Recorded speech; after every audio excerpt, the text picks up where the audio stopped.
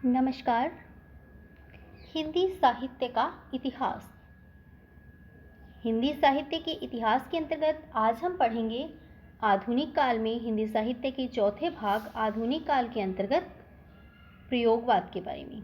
तो आज का हमारा विषय है बीए थर्ड ईयर के पेपर फर्स्ट के अंतर्गत प्रयोगवाद। प्रयोगवाद की समय सीमा है सन 1943 ईस्वी से 1954 ईस्वी तक का जो समय है वो प्रयोगवाद के अंतर्गत आता है। इससे पूर्व हमने पढ़ा था प्रगतिवाद। प्रगतिवाद के बाद आया प्रयोगवाद। 1943 से 1954 ईस्वी तक का जो समय है वो प्रयोगवादी काव्य का समय कहलाया। प्रयोगवाद का आरंभ माने तो सन 1943 से माना जाता है। 1943 में तार सप्तक नामक पत्रिका का प्रकाशन हुआ और इस पत्रिका के प्रकाशन के साथ ही प्रयोगवाद का जो है आरंभ माना जाता है। इस पत्रिका का प्रकाशन किया अगे ने। तो तार सप्तक में अगे ने इस पत्रिका में 7 कवियों को लिया और ये 7 कवि ऐसे थे जो साहित्य में प्रतिष्ठित नहीं हुए थे। साहित्य में इतना इनका योगदान या इतना महत्वपूर्ण स्थान नहीं था। तो अगे जी ने इन्हें साहित्य में प्रतिष्ठित करते हुए तार सप्तक पत्रिका में इन 7 कवियों को लिया और तार सप्तक की भूमिका के रूप में अगे ने लिखा है इन नई कवियों के लिए इनके बारे में कि हम नई राहों के अन्वेषी हैं, हम नए प्रयोग कर रहे हैं। एक बार फिर से सुनिए, हम नई राहों के अन्वेषी हैं, हम नए प्रयोग कर रहे हैं। ये तार सप्तक की भूमिका ने अगे ने लिखा इन 7 नए कवियों के लिए जो कि साहित्य में प्रतिष्ठित नहीं थे। इस भूमिका में प्रयोगवाद की जो भूमिका थी तार सप्तक में प्रकाशित हुई, इसमें अगे ने प्रयोग शब्द का इतना अधिक प्रयोग किया, इतनी बार प्रयोग किया कि तार सप्तक के कवियों को प्रयोगवादी कवि कहा जाने लगा कि प्रयोग तार सप्तक का ही पर्याय बन गया और प्रयोगवादी कवि जो है कहलाए तार सप्तक के 7 कवि। इसके बाद कुछ अन्य जानकारी हम देखते हैं कि सन 1951 ईस्वी में दूसरा सप्तक प्रकाशित हुआ। पहला सप्तक हुआ 1943 ईस्वी में और उसके बाद 1951 में दूसरा सप्तक प्रकाशित हुआ। उसके बाद 1954 में नई कविता नामक एक पत्रिका का प्रकाशन हुआ जो प्रकाश में आई और इसी के साथ ही प्रयोगवाद का अंत हो गया। तो इसी के आधार पर हम समय सीमा से कह सकते हैं कि 1943 से 1954 का समय जो है वो प्रयोगवाद का है, क्योंकि 1954 में नई कविता जो पत्रिका है वो प्रकाश में आ गई थी, उसका प्रकाशन हुआ था और उसके प्रकाशन के साथ ही प्रयोगवाद का अंत हुआ और नई कविता का आरंभ हुआ। प्रयोगवाद को क्रियात्मक रूप देने में अगर हम किसी का योगदान माने तो वो है अगे। अगे ने प्रयोगवाद को क्रियात्मक रूप में प्रस्तुत किया। प्रयोगवाद नाम दिया नंद दुलारे वाजपेयी जी ने। इसके बाद है प्रयोगवाद की सामान्य विशेषताएं। तो प्रयोगवाद की विशेषताओं के बारे में देखें तो इसके अंतर्गत हमें मिलता है भाव पक्ष के अंतर्गत हम देखें तो भाव पक्ष में है घोर अहमनिष्ठ व्यक्तिवाद। प्रयोगवादी काव्य में घोर अहमनिष्ठ व्यक्तित्व की अभिव्यक्ति हुई है, जिसे कि ये भी कह सकते हैं कि इसमें मैं की अभिव्यक्ति हुई है। लेखक ने अपने मैं की, अपने अहम की अभिव्यक्ति अपने प्रयोगवादी काव्य में की है। तो प्रयोगवादी काव्य है घोर अहमनिष्ठ व्यक्तिवाद का काव्य। उसके बाद दूसरी इसकी प्रमुख विशेषता है अति नग्न यथार्थ। यथार्थ का चित्रण है परंतु उसमें नग्नता रूप है लिए हुए है, वो नग्न रूप से चित्रण है। कुछ कवियों ने इसका इतना अधिक यथार्थपूर्वक चित्रण किया है, जो यथार्थ तो है ही उसके साथ नग्न की सीमा तक वो पहुंच गया है। वह तोड़ती पत्थर कविता जो है उसमें आप देखोगे कि एक श्रमिक महिला का जो चित्रण है उसमें उसकी जो स्थिति को भी दिखाया गया है कि किस प्रकार से उसके वस्त्र जो हैं अव्यवस्थित हैं, कुछ फटे हुए हैं, तो थोड़ा सा नग्न रूप का चित्रण भी वहाँ पर आपको देखने को मिलेगा। तो इस प्रकार से प्रयोगवादी काव्य में यथार्थ के साथ साथ नग्न यथार्थ मिलता है।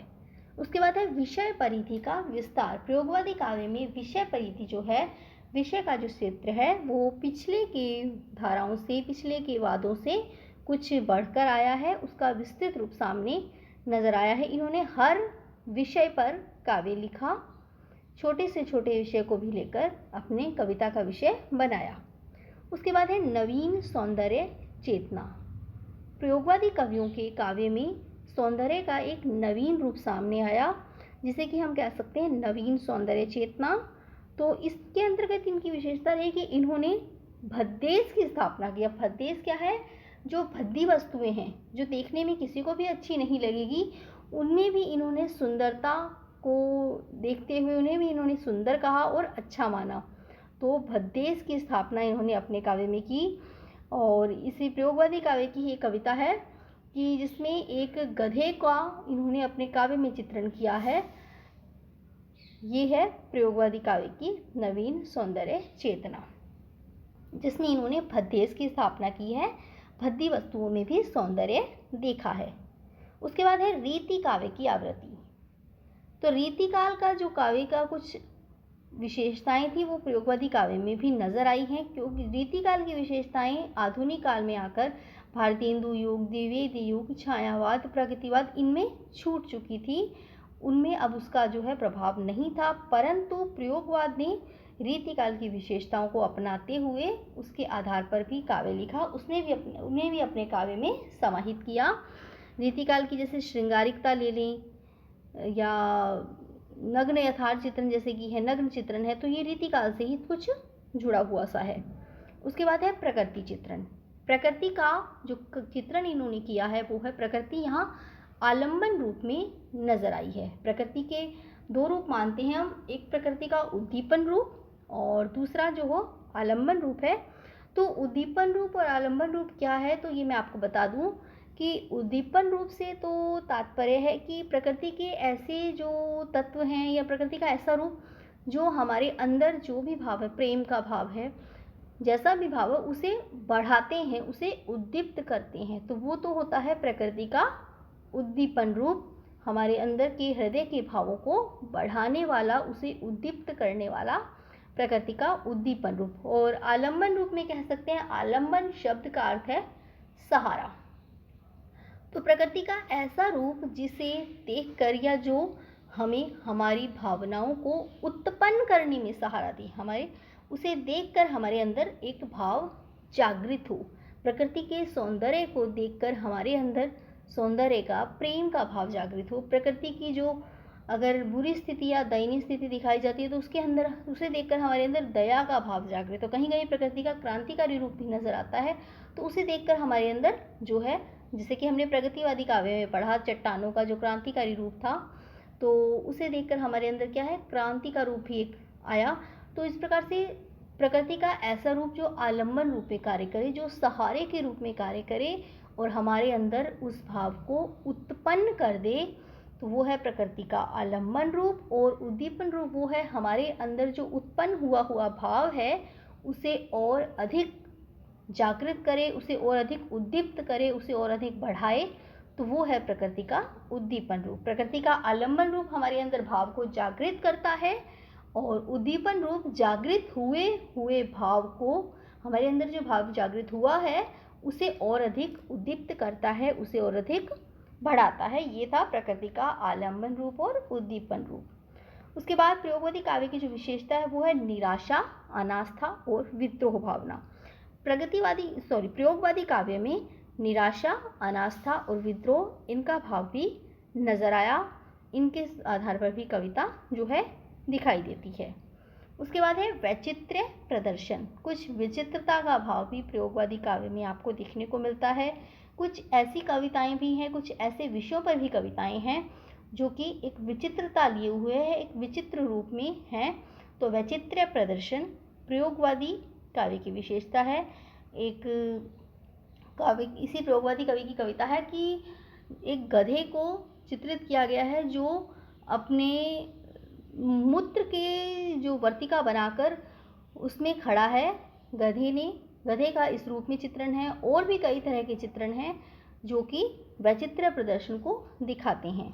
उसके बाद है अतृप्त रागात्मक भावों की अभिव्यक्ति। मानव मन के जो भाव हैं वो पूरे नहीं हो सके, अतृप्त हैं, अधूरे हैं, उन भावों की भी अभिव्यक्ति जो है प्रयोगवादी काव्य में हुई है। तो है अतृप्त रागात्मक भावों की अभिव्यक्ति। उसके बाद है अति बौद्धिकता।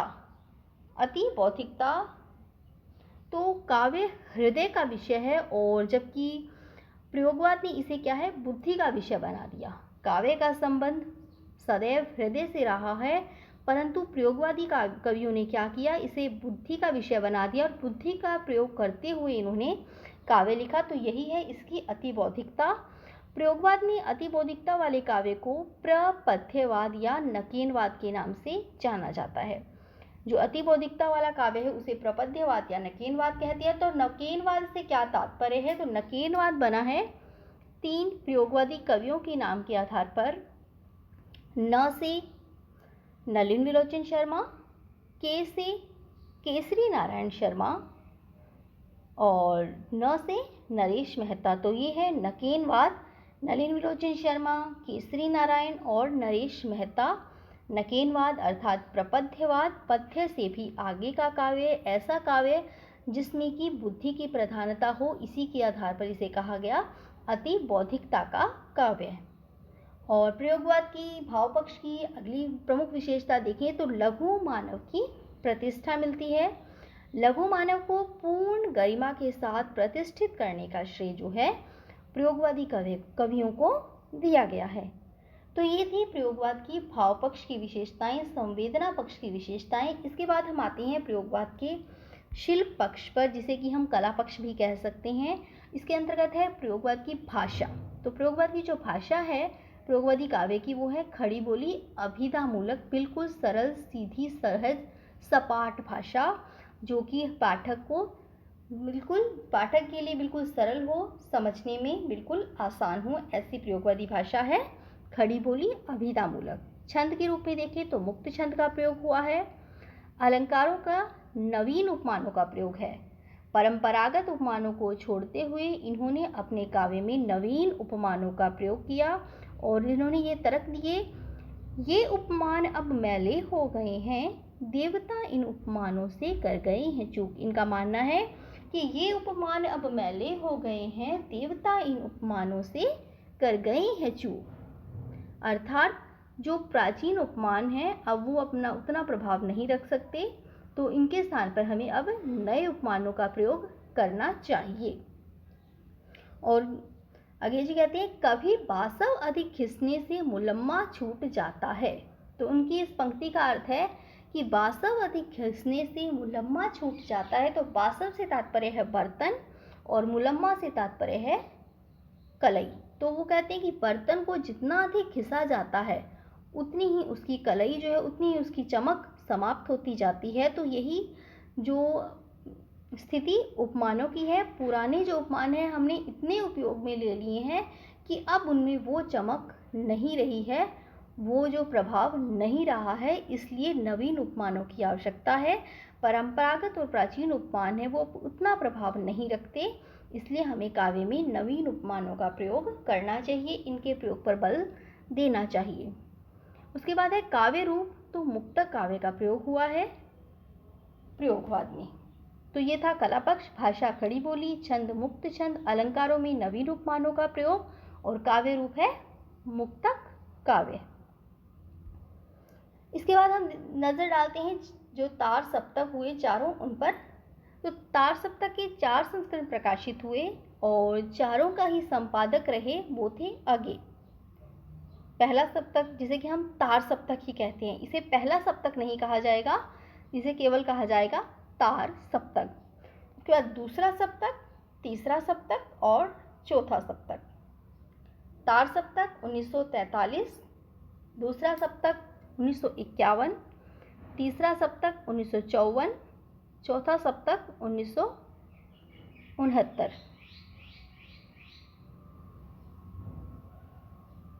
प्रत्येक सप्तक में 7 कवि थे। तो तार सप्तक का पहला 1943, दूसरा 1951, तीसरा 1959 और चौथा 1979।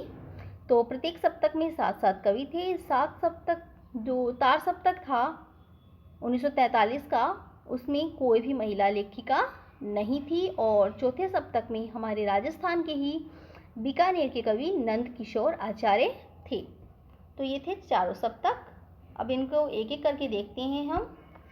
तार सप्तक 1943, इनके कवि हैं अगे, मुक्तिबोध, नेमीचंद जैन, प्रभाकर माचवे, भारत भूषण अग्रवाल, गिरिजा कुमार माथुर और रामविलास शर्मा। ये सातों कवि तार सप्तक के अंतर्गत थे।